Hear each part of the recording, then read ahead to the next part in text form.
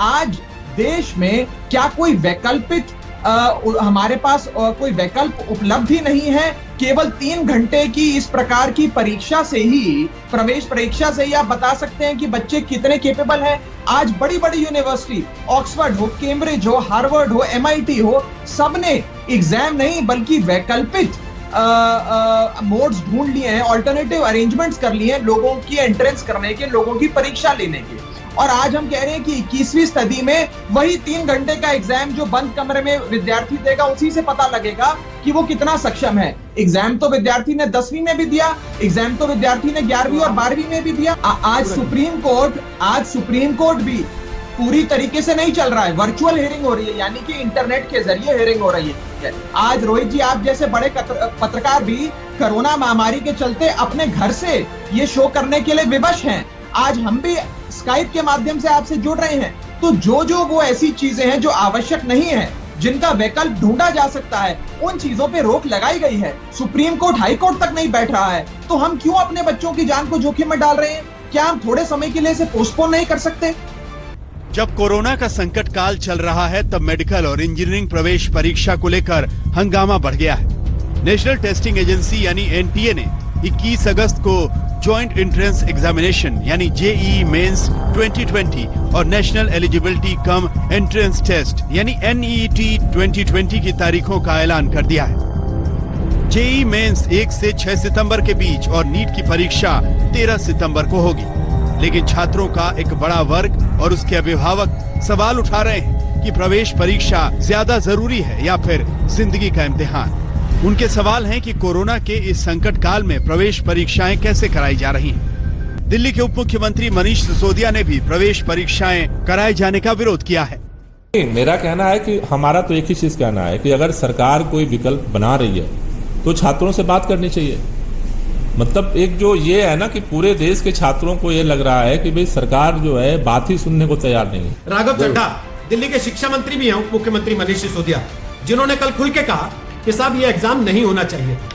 गौरव भाटिया ने कहा state governments ensure करेंगी। क्या दिल्ली की सरकार या कोई भी राज्य सरकार, जिनको ये कहा गया है कि भाई हमने 99% से ज्यादा छात्रों को अपने घर के निकटतम सेंटर पर परीक्षा देने का इंतजाम करवाने की कोशिश की है, क्या संभव होगा कि बिना भीड़ भाड़ के, दूर दूर बैठा के, 6-6 फीट का डिस्टेंस रख के, सबको मास्क लगवा के, सबको सैनिटाइज करा के पेपर कराया जाए?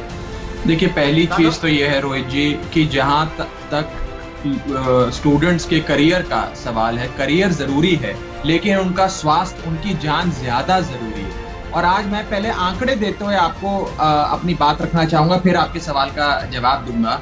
आज दिल्ली का मैं आपको उदाहरण देता हूं। दिल्ली, जहां पर अरविंद केजरीवाल जी की सरकार ने और सबने मिलकर, दिल्ली वालों ने मिलकर कोरोना रूपी राक्षस को ध्वस्त करने का काम किया है, यहाँ पर आज भी 8% का पॉजिटिविटी रेट है, यानी कि हर 100 लोग जो जांच करा रहे हैं उसमें 8 लोग संक्रमित पाए जा रहे हैं। लगभग 25 लाख विद्यार्थियों ने, 25 से 28 लाख विद्यार्थियों ने इस एग्जाम में बैठना है। अब मान लेते हैं कि सबसे न्यूनतम स्तर का 8% का पॉजिटिविटी रेट हो, इन्फेक्शन रेट हो, तो 28 लाख बच्चों में 8% बच्चे ऐसे हो सकते हैं जिनमें किसी स्तर का कोरोना वायरस हो, यानी कि लगभग 2,24,000। अब 2,24,000 बच्चे जो संक्रमित हैं, जो एग्जाम हॉल आएंगे, गाड़ी में आएंगे, स्कूटर में आएंगे, बस में आएंगे, नाव में, जो बाढ़ग्रस्त इलाके हमारे नाव में तैर कर आएंगे, वो कम से कम एक और व्यक्ति के संपर्क में तो आएंगे। तो अगर 2,25,000 लोगों को पहले से ही कोरोना है, वो 2,25,000 और लोगों को दे देंगे। और मृत्यु दर मान लेते हैं न्यूनतम स्तर 2% है, तो भी 4,500 नई मौतें इस देश में हो सकती हैं अगर ये एग्जाम होता है। ये तो आंकड़े, देश के आंकड़े बता रहे हैं, ICMR की अपनी वेबसाइट के आंकड़े हैं। ये रहा आंकड़ों का जंजाल। अब आते हैं मूल बात पर। आज देश में क्या कोई वैकल्पिक हमारे पास कोई वैकल्प उपलब्ध ही नहीं है। केवल 3 घंटे की इस प्रकार की परीक्षा से ही, प्रवेश परीक्षा से ही आप बता सकते हैं कि बच्चे कितने केपेबल हैं। आज बड़ी बड़ी यूनिवर्सिटी, ऑक्सफोर्ड हो, कैम्ब्रिज हो, हार्वर्ड हो, MIT हो, सबने एग्जाम नहीं बल्कि वैकल्पिक मोड्स ढूंढ लिए हैं, ऑल्टरनेटिव अरेंजमेंट्स कर लिए हैं लोगों की एंट्रेंस करने के, लोगों की परीक्षा लेने के।